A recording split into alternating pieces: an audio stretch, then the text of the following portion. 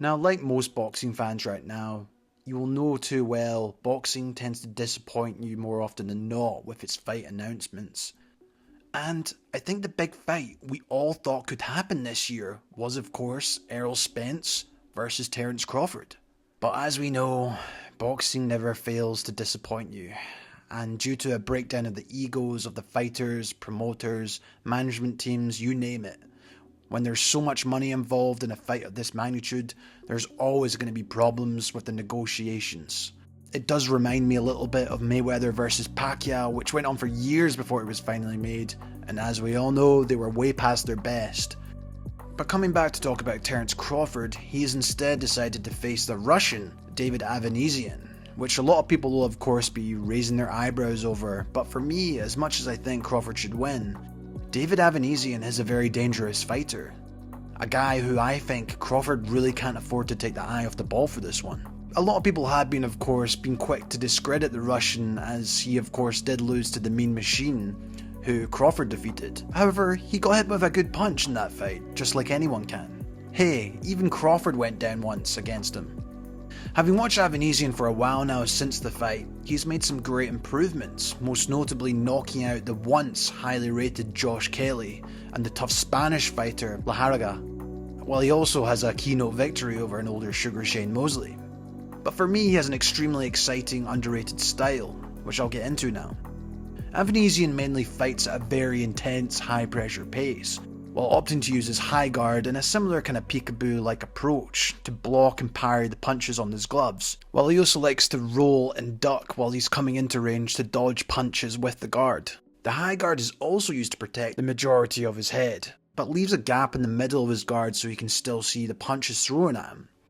The Russian therefore gives a very tempting target, waiting for the opponent to throw out lazy punches before he returns with a timely, strong, powerful counterpunch, or so he can close enough distance to attack on the inside, usually by slipping and coming in. Avanesyan as well also switches stances just like Crawford, which actually helps his attacks become a bit more dynamic and set up other punches from different angles, while it also forces his opponents to adapt to the change of stance, which can therefore lead to mistakes and an effort to rush their work to adapt.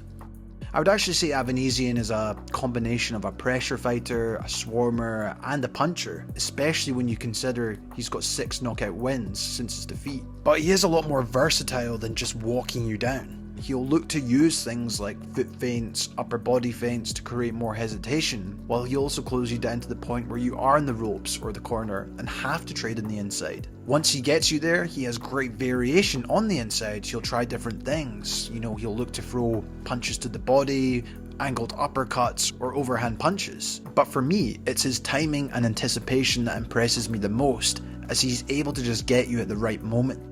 Now obviously the Russian isn't going to be something Crawford hasn't seen before, and Terence is of course one of the smartest fighters in the sport right now.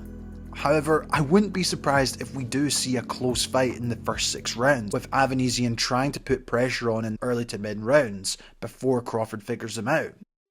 Avanesyan's approach does leave himself open to the body, both at the front and the sides, while he can easily be timed himself with punches when he's coming into range carelessly or getting greedy trying to close the distance. This will probably be an area Crawford will exploit of Avanesyan coming into range, as we've seen before him operate out that southpaw stance, being able to counterpunch opponents coming in, while he's also very good at throwing wide looping punches around high guard defences, or he'll look to tie them up to stop them from getting any work on the inside.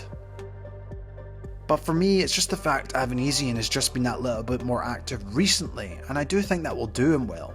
When you consider the fact this will be Crawford's 3rd fight in 3 years, that's just crazy to me that a pound for pound fighter is fighting so infrequently. But let's be honest, as much as Avanesyan is a fighter that can cause some problems for a lot of opponents, with his pressure swarmer style and even his punch power, he isn't going to be something Crawford hasn't seen before, and for me it's going to be the inactivity of Crawford which I think actually will help Avanesyan get into the fight in those kind of first 6 rounds. I've actually done a breakdown on Ortiz Jr., who in my opinion is actually a better version of Avanesyan in a way, very similar in style, but Ortiz Jr.'s intensity is even more than Avanesyan and his power in my opinion. And I guess if this Spence Jr. fight doesn't happen in early 2023, maybe that is an option for Crawford to go down that route to face someone like Ortiz Jr. And this could be a good preparation fight for Terence Crawford. But yeah, like I said, he can't take his eye off the ball. Avanesyan does have that power and he can't get careless. And that is kind of my worry with all this negotiations with Errol Spence Jr. If Crawford, let's say, was to lose this fight just by chance, I don't think it will happen, it puts him in an even weaker position and he needs to have a really strong performance. But just by taking a closer look at Avanesyan and my analysis, there's something inside me that's just saying Avanesyan is going to cause him a few problems in this fight. I'd love to hear your guys' thoughts. Do you think Crawford just wipes him out the floor, or do you think Avanesyan will actually cause him some problems? I'd love to hear your thoughts. Make sure to check out my breakdown on Victor Ortiz or Terence Crawford after this video. As always guys, this has been Jamie from Boxing Life. Thank you so much for watching, and I'll see you in the next one.